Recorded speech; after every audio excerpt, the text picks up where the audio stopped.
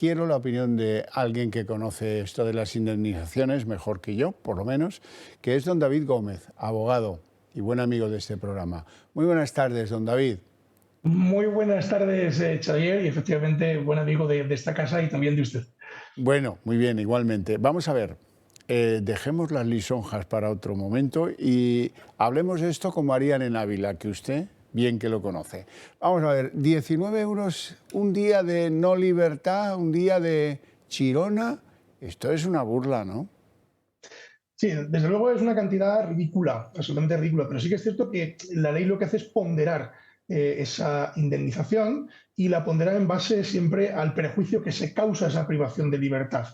Entonces, aquella persona que se ha visto envuelta en una situación de estas, una situación terrible, que es estar en prisión injustamente, puesto que no ha cometido ningún tipo de delito y no se ha demostrado nada contra él, pues debe de hacer primero una reclamación patrimonial al Estado, que es lo que habrá hecho esta señora. Pero claro, tenemos que cuantificar cuánto es lo que se pide por el daño que se ha causado. Es decir, no solo la privación de la libertad, que ya de por sí es algo lo suficientemente grave como para que sea indemnizado de una forma cuantiosa, ¿no? Desgraciadamente la ley eso no lo prevé, pero sí que es cierto que hay que cuantificar, pues por ejemplo, si ha perdido el puesto de trabajo, si eso le ha causado, por ejemplo, deudas con seguridad social, que eso le ha ocurrido a algún otro que ha tenido este mismo problema, o con Hacienda por no poder atender los requerimientos que le han hecho por estar privado de libertad, haber perdido la casa por no haber podido atender el pago de la hipoteca, etcétera, etcétera, etcétera. Todo eso se pondera para que el Tribunal Supremo, en este caso, o el tribunal que corresponda, o el juzgado que corresponda, fije una cuantía indemnizatoria en favor de la persona que se ha visto privada de libertad. Desde luego, 19 euros, pues efectivamente es una cantidad ridícula por una privación de libertad.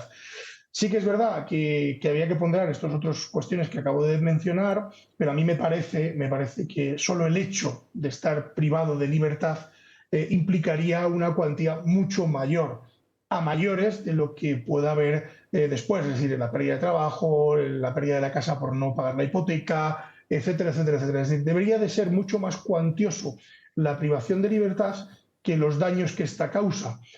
Por lo que hay gente que a lo mejor pues, entra en prisión y no tiene ninguna obligación contractual, por lo tanto no puede reclamar esos daños que le haya podido causar. Pero desde luego el daño mayor que le ha causado es la privación de libertad. Claro, porque imaginemos esta señora que, por cierto, ya ha fallecido, los que cobrarán o los con los que liquidarán esa deuda que la justicia tan rácana estipula en 5.000 euros son sus herederos. Pero bueno, imaginemos que esta señora, cuando entró en la cárcel, preventivamente, pues tenía familia. Es evidente que sí, lo sabemos porque son los herederos.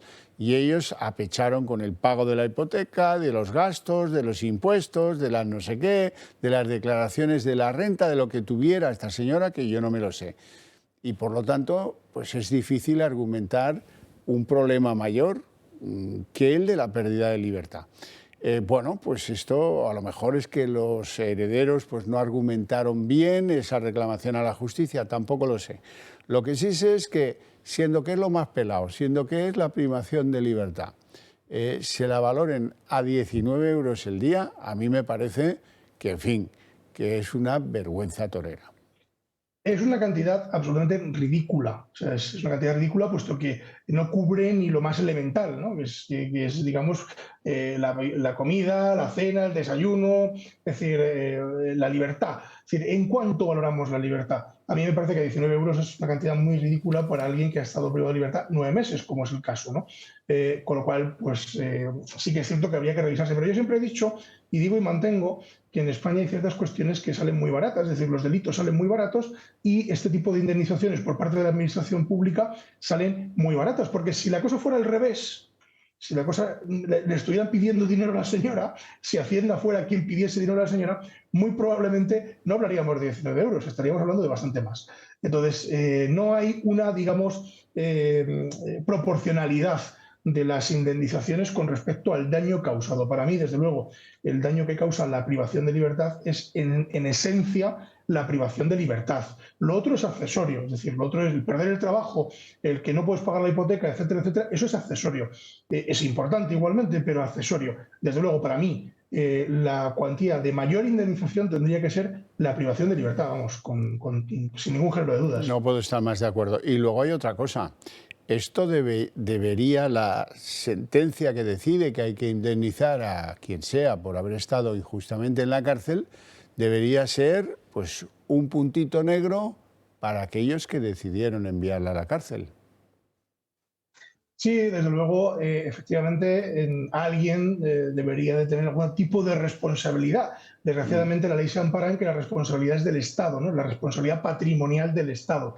Pero, hombre, bien es cierto que a alguien tendrían que tirarle de las orejas pues por haber instruido una causa que finalmente no ha llegado a ningún sitio, a sabiendas muy probablemente de que efectivamente no iba a llegar a ninguna parte. Entonces, bueno, pero desgraciadamente la ley eso no lo contempla y sí contempla lo que es la reclamación patrimonial al Estado por ese perjuicio que se nos ha causado, en este caso la privación de libertad. Don David Gómez, un placer enorme tenerte en el programa. Muchísimas gracias por tus explicaciones que, como has visto, comparto plenamente. Que tengas muy buena tarde. Muy buena tarde.